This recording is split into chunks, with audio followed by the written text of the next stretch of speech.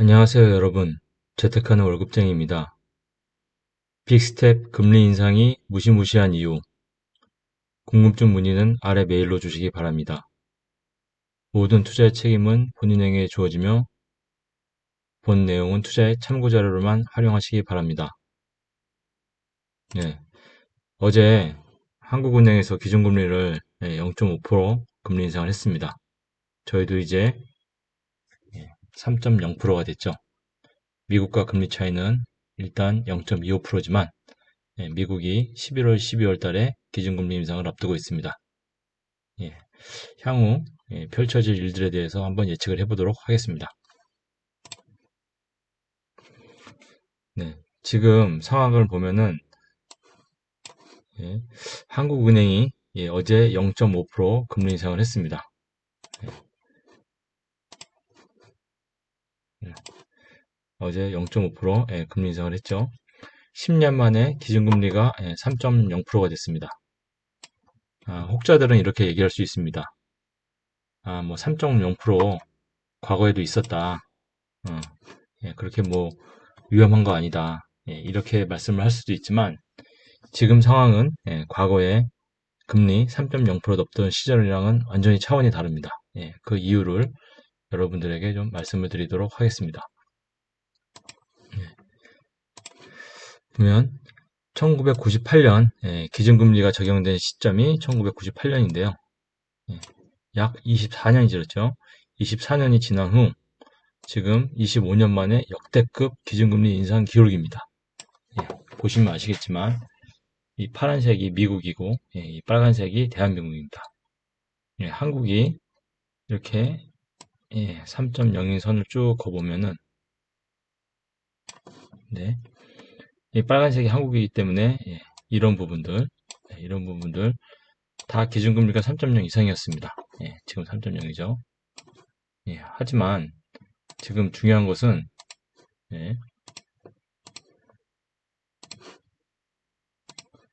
지금 중요한 것은 이 금리 인상의 속도 기울기입니다. 이 기울기를 보시면 아시겠지만 과거에 25년 동안 이렇게 급격하게 기울기가 올라간 적이 없었습니다. 지금 미국을 봐도 그렇고요. 대한민국을 봐도 그렇고 파란 건 미국, 미국이 2004년도 후반부터 2007년도까지 급격하게 금리를 올렸지만 이때 기울기보다 지금 기울기가 훨씬 더 가파릅니다. 그렇다는 얘기는 급격하게 지금 유동성이 축소가 되고 있고 지금 자산 시장이 급격하게 조정을 가져온다는 얘기죠. 이렇게 되면 자산의 재조정이 필요한 그런 시점입니다. 그래서 지금 저금리 시대에 여러분들이 연끌을 해가지고 투자한 분들도 많을 텐데 이런 분들은 다시 요번에 내가 투자했던 실패를 거울 삼아서 앞으로 어떻게 투자를 해야 될지 곰곰이 좀 생각을 해보시기 바랍니다. 그래서 지금 추가적으로 미국은 12월 달에 두 번 금리 인상이 있는데 지금 이 3.25가 이 3.25가 지금 약 4.5까지 지금 갈 거라고 예측이 되고 있습니다. 올해. 이 금리는 소비자 물가지수, 인플레이션이랑 관계가 있기 때문에 지금 오늘 저녁 이제 9시 미국 CPI, 소비자 물가지수가 공개가 됩니다.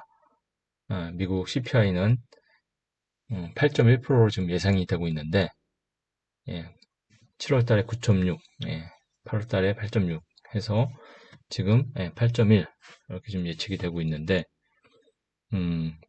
미국의 연준 의장은 물가가 2.2%대가 될 때까지는 금리를 급격하게 올리겠다.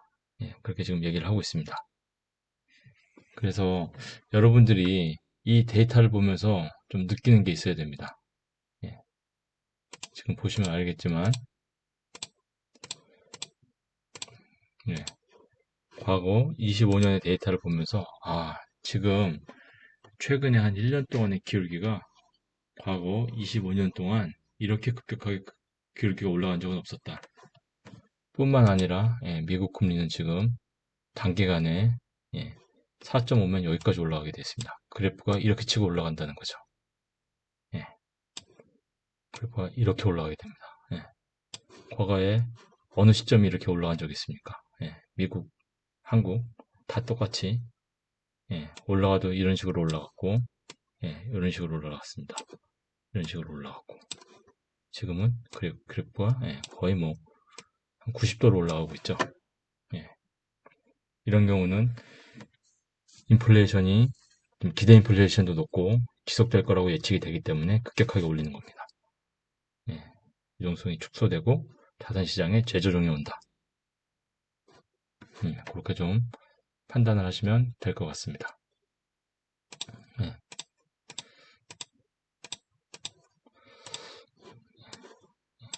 이렇게 보시면 되고 그래서 지금 저희 대한민국도 지금 2.5에서 3.0% 석 달 만에 또 빅스텝을 했고 초유의 5회 연속 인상으로 물가랑 환율 방어를 하겠다. 지금 역대급 인플레이션이 발생하고 있기 때문에 역대급 금리 인상을 하고 있습니다.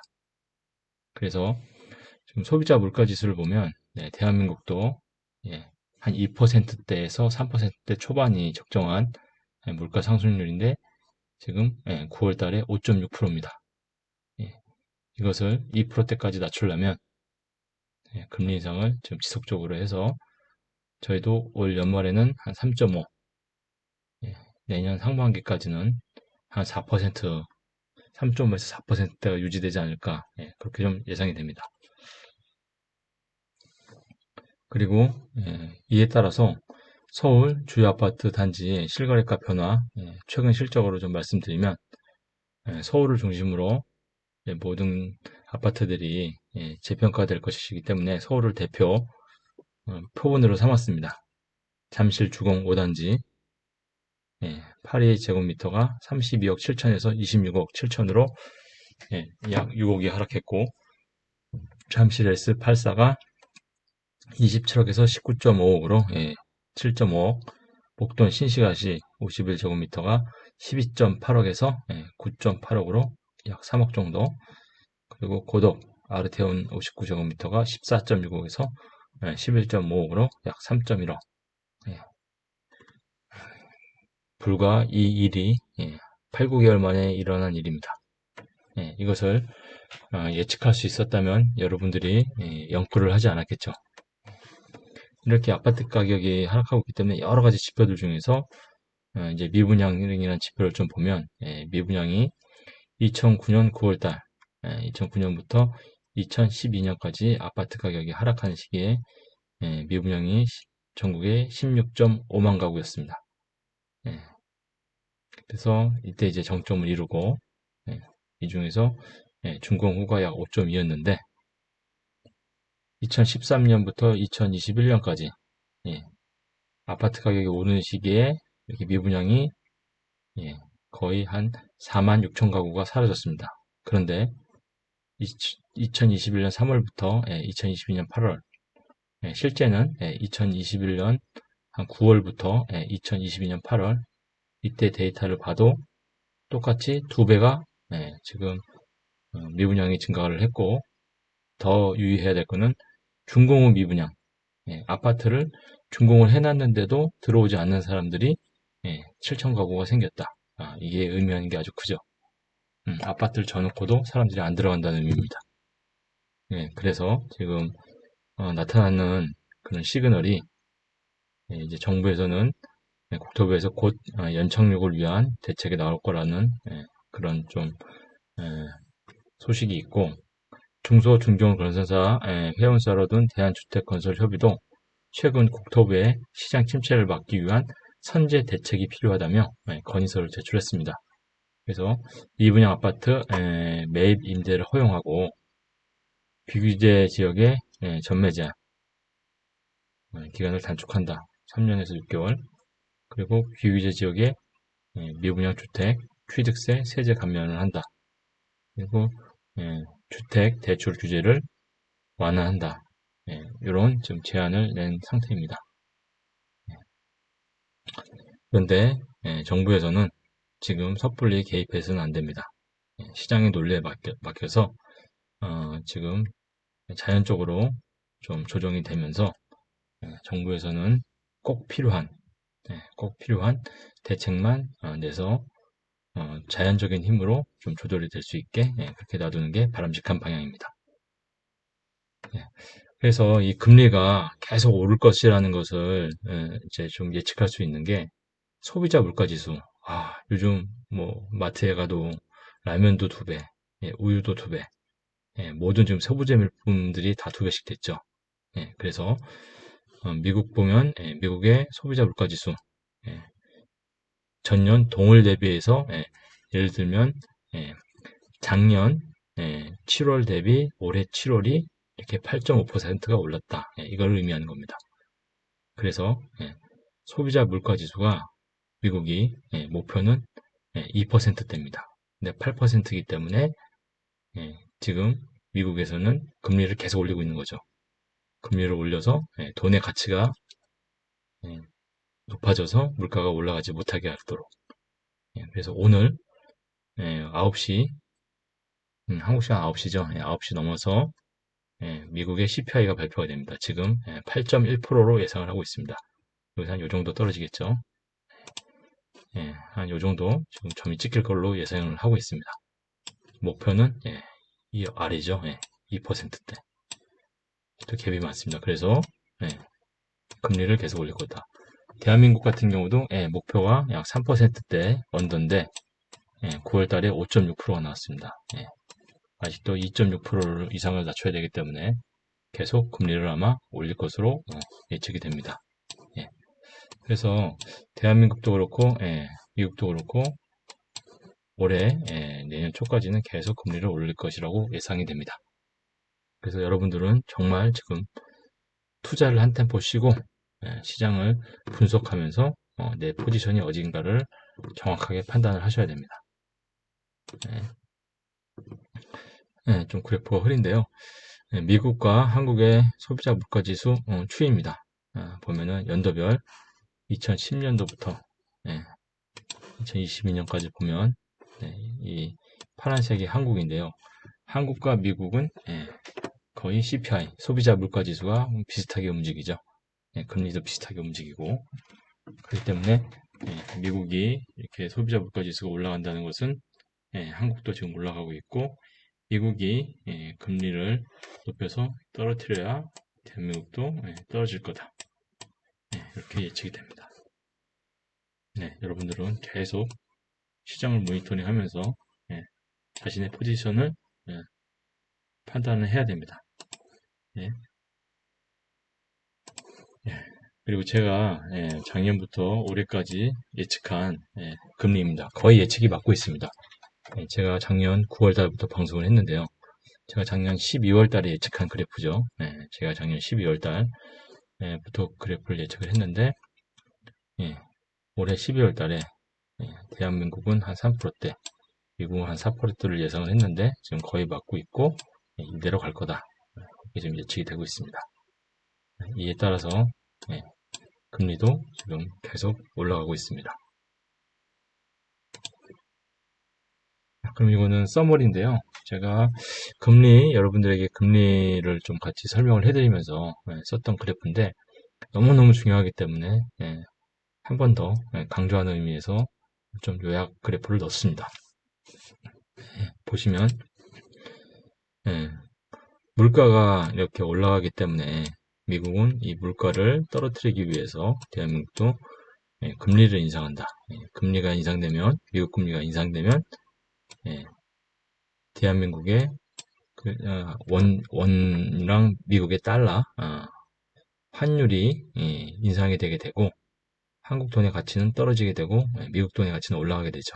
미국 금리 인상이 되기 때문에. 그래서 한국 돈의 가치가 떨어지기 때문에 한국 돈의 가치도 올리기 위해서 한국도 금리 인상을 하게 되고 그렇게 되면 한국의 소비자 물가지수, 인플레이션도 떨어지게 된다. 그래서 한국이 금리 인상을 하게 되면 예금 금리가 인상이 되기 때문에 대출금리도 인상이 되고, 그래서 돈이 다 예적금으로 몰리게 된다. 그래서 돈의 가치가 상승하기 때문에 부동산이라든지 또는 주식 같은 자산이 가치가 하락된다. 그래서 돈의 가치가 올라가기 때문에 금값도 하락하게 된다. 그렇죠? 그래서 부동산은 금리 인상 여파와 공급, 정책, 대출 등 모든 것이 결합한 종합지파체로서 금리 인상만으로는 판단이 불가능하지만 지금처럼 금리가 급격하게 올라가는 이런 상황에서는 금리 영향을 많이 받아서 유동성이 축소된다.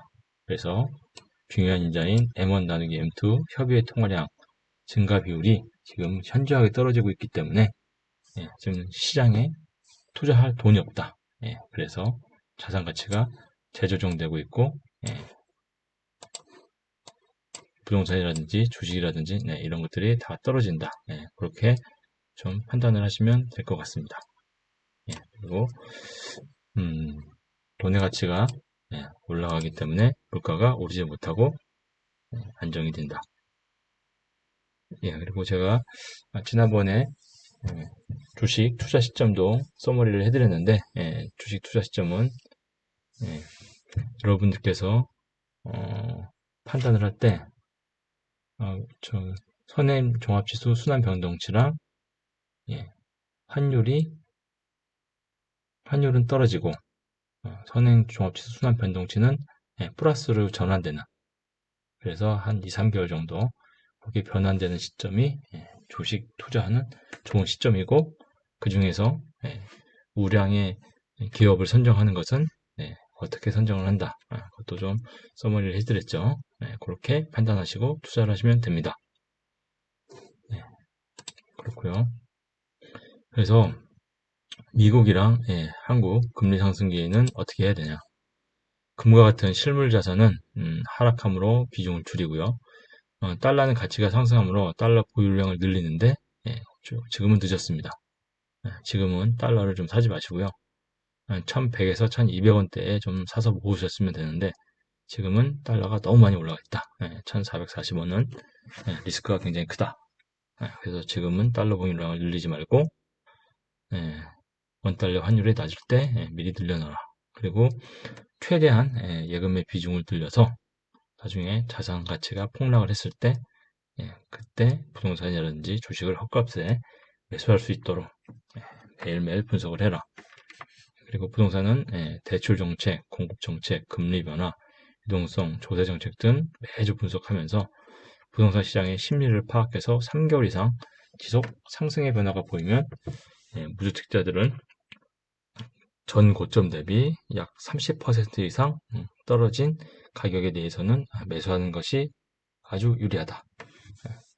그리고 다주택자는 취득세와 보유세, 리스크를 고려해서 추가 매수를 결정할 필요가 있다. 그리고 주식의 투자 시점은 선행 종합지수 순환 변동치가 플러스로 바뀌면서 산업 경향이 좋아지고 환율이 낮아지는 경향이 지속되며 1200원 이하가 될 때 기업 가치를 분석해서 현재와 미래의 비전이 있는 회사에 투자한다. 이게 아주 중요합니다. 이렇게 좀 투자를 하시면 될 것 같고요.